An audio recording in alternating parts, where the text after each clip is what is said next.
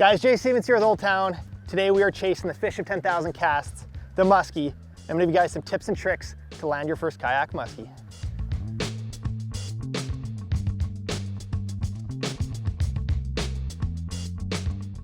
All right guys, before we start fishing, obviously a heavy rod and reel is important, but we're gonna talk about some of the other tools that you should make sure to get before you decide to target muskies. You need the proper release tools because these fish are valuable resources. They often get caught more than once. They're old fish and they're the fish of 10,000 casts. There's not a lot of them. So get yourself some bolt cutters. If the fish gets hooked in a tough spot, rather cut a 20-cent hook and replace it than tear that fish's face apart. As well, a pair of long needle nose pliers will make it a lot easier dealing with a big fish. But I would say one of the most important things is to get yourself a big hoop net. Look at this net, it's gigantic. I could fit inside of it. This thing acts as a live well when that fish is beside the boat, when he's in the water. You can unhook him in this, and obviously it's a lot easier to net your catch. So spend a little bit of money, invest in the proper tools and a big net, and you will treat that muskie the way it deserves to get treated.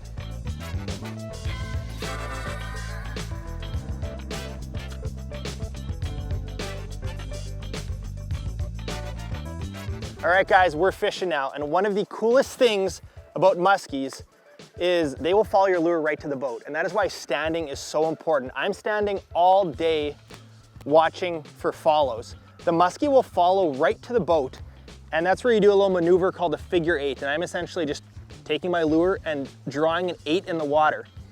And so often that muskie will actually think they have the bait cornered, and when it starts doing the 8, they will eat it right beside the boat. And that is one of the coolest things in freshwater fishing and why muskie fishing is so addictive. So you gotta have a pair of polarized glasses that'll help cut the glare, and then standing whenever you can, whenever it's safe, and then doing that figure 8. Every cast, even if you don't see a muskie, because sometimes they'll be following and they will eat right beside your kayak.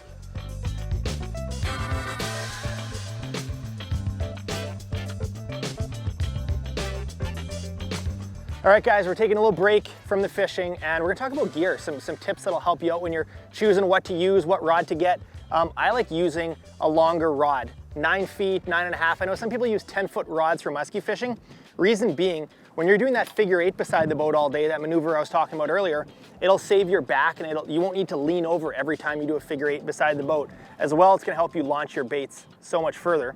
And as far as lures go, you know, cater it to how comfortable you are and how much, you know, maneuvering and adjusting you're needing to do of your vessel. If you're cruising and you don't need to stop too much, well then a bucktail is great. But the downfall of the bucktail is it's more likely to snag if you stop. So if you're a little less comfortable and you need to do some paddling or some adjusting along the way, well, use a suspending bait. This one will just hover in the water when I stop, or you can use a top water bait as well.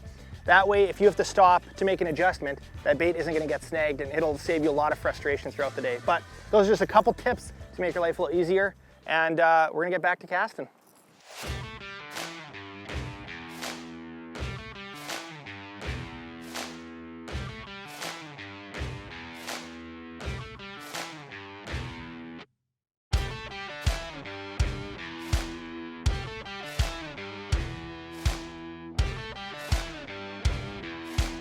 There's one, here we go. Got her. Come on, stay pinned, baby. All right, we got the muskie hooked.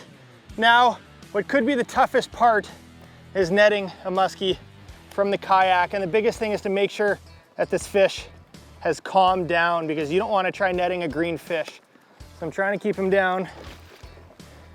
If you have the luxury of someone else helping you out, that's great. But basically, I just want to do this the first try so I don't rim this fish, meaning putting the hooks on the outside of the net.